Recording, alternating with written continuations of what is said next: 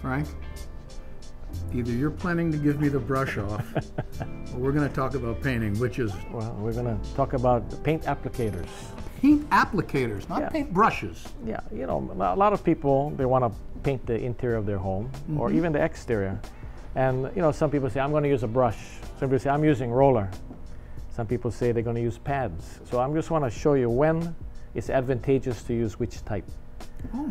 You know, like here I have an example of a wall in your home. This represents the wall, this represents the ceiling, and this represents the return wall.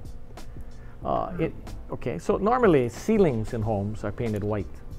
Okay. So let's say a person wants to paint their wall yellow, and so they say, you know what, I'm going to go get a roller. I want to paint everything with a roller because it's fast. Sure. So now when you go to your home center to buy rollers, they come in smooth surface, semi, or rough surface. Rough surface would be like hollow tile, moss rock, things like that. Where you're trying to fill little gaps and such. But when you're dealing with drywall, you're probably going to use a smooth surface roller, right? You put it on.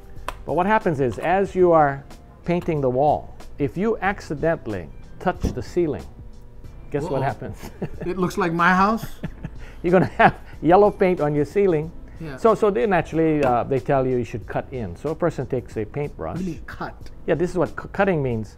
You would first go all along the top, maybe 2 inches, and all along the side. Physically cut anything. It's a cutting term. in. Cutting in.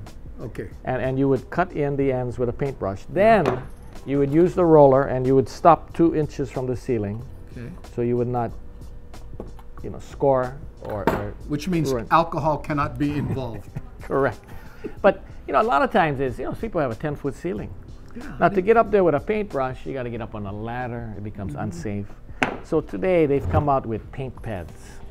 Now, paint pad, where you can actually put a handle, you know, so, and this saves you the time of cutting in. So I just want to show you. Here I have some paint in this pan. Oh, real paint? Yeah, it's like a tan color paint. Okay. And a tan color? Can you apply a little on my face here? I've been staying in too much. Okay, I don't know if you can catch this. Okay. But what I'm going to do is, see, you can go right up to the ceiling. Oh, look at that. Without cutting in. And then you can just slide it right down. And you can make a nice painted surface. Look at that. Okay? Without effect. And then they also have special types that you can use for corners. You know, they have the smaller one where you can if catch you're in an apartment. Right. They have pads that have wheels on one side. Wheels? Yeah. Why would you? Show me how do you do that? Well, again, if you put the paint on the pad, and then you're going to run it, right? When the wheel touches the wall, it prevents it from going onto the other wall. Oh, I see. And then it's... And then across the ceiling. And you can do the top the same way. That one actually is better than that other one. Yeah.